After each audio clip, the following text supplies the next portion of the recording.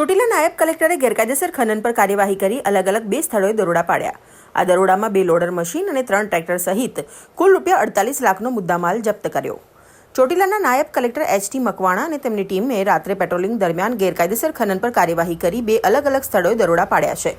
આ કાર્યવાહીમાં કુલ ₹48 લાખનો મુદ્દામાલ જપ્ત કરવામાં આવ્યો છે, જેમાં 2 લોડર મશીન અને 3 ટ્રેક્ટરનો સમાવેશ થાય છે.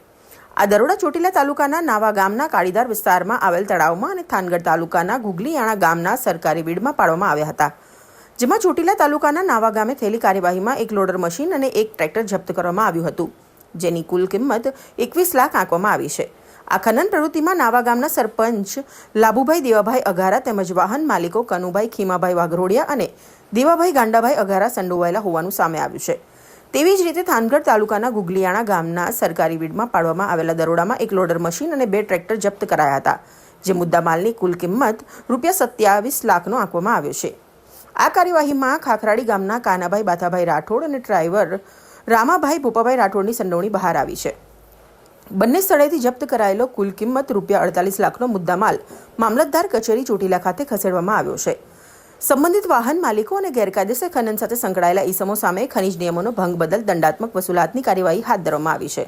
આ ઉપરાંત સરકારી જમીન પર ગેરકાયદેસર કબજો અને ખનન જેવી ગંભીર પ્રવૃત્તિઓને ધ્યાનમાં રાખીને લેન્ડ ગ્રેબિંગ સંબંધિત કાયદાકીય કાર્યવાહી, ગુજરાત પોલીસ અધિનિયમ હેઠળ તડીપારની કાર્યવાહી તથા ભવિષ્યમાં ગેરકાયદેસર ખનન ન કરવા માટે જરૂરી જામીનગીરી લેવાની કાર્યવાહી પણ હાથ ધરવામાં આવી રહી છે. ચોટીલાના નાયબ કલેક્ટર અને સબ ડિવિઝનલ મેજિસ્ટ્રેટ એચ.ટી. મકવાણાએ જણાવ્યું હતું કે સરકારી જમીન અને રાજ્યની ખનિજ સંપત્તિનું રક્ષણ કરવું એ વહીવટી તંત્રની પ્રાથમિક જવાબદારી છે. તેમણે સ્પષ્ટ કર્યું કે સરકારી જમીનમાંથી કોઈપણ પ્રકારનું ગેરકાયદેસર ખનન કે ખનિજ ચોરી સહન કરવામાં આવશે નહીં. નાયબ કલેક્ટર એચ.ટી. મકવાણાએ વધુમાં જણાવ્યું હતું કે આવા ગુનાઓમાં સંડોવાયેલા કોઈપણ વ્યક્તિ સામે કાયદાની જોગવાઈ મુજબ કડક અને દાખલારૂપ કાર્યવાહી કરવામાં આવશે. આગામી સમયમાં પણ વહેલી સવાર, મોડી રાત્રે તથા અચાનક ચેકિંગની કાર્યવાહી સતત ચાલુ રહેશે અને ગેરકાયદેસર ખનન કરનાર તત્વો સામે ઝીરો ટોલરન્સની નીતિ હેઠળ કડક પગલાં લેવામાં આવશે. આજે રાત્રિ દરમિયાન અમારી ટીમ સાથે ચોટીલા, થાનગઢ અને મૂળી વિસ્તારમાં જે ખનન પ્રવૃત્તિ થતી હોય છે એ ખનન પ્રવૃત્તિ અટકાવવાના ભાગરૂપે અમારી ટીમ સાથે અમે રાત્રિ દરમિયાન તપાસમાં હતા.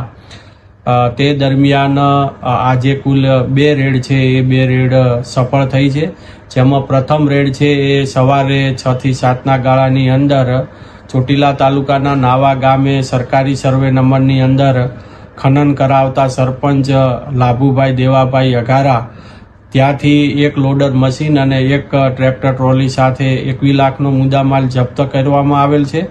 અને બીજી જે રેડ છે એ ગુગલીયાણા ગામ થાનગઢ તાલુકાના સરકારી વીડમાંથી ફાયર ક્લે જે ભરતા હતા એ ફાયર ક્લે સાથે 1 લોડર મશીન અને 2 ટ્રેક્ટર ટ્રોલી સાથે 27 લાખનો મુદ્દામાલ, આમ બંને જગ્યાએથી થઈને કુલ 48 લાખનો મુદ્દામાલ, કુલ 3 ટ્રેક્ટર અને 2 લોડર સાથે જપ્ત કરી અને મામલતદાર કચેરી ચોટીલા ખાતે ખસેડવામાં આવેલ છે.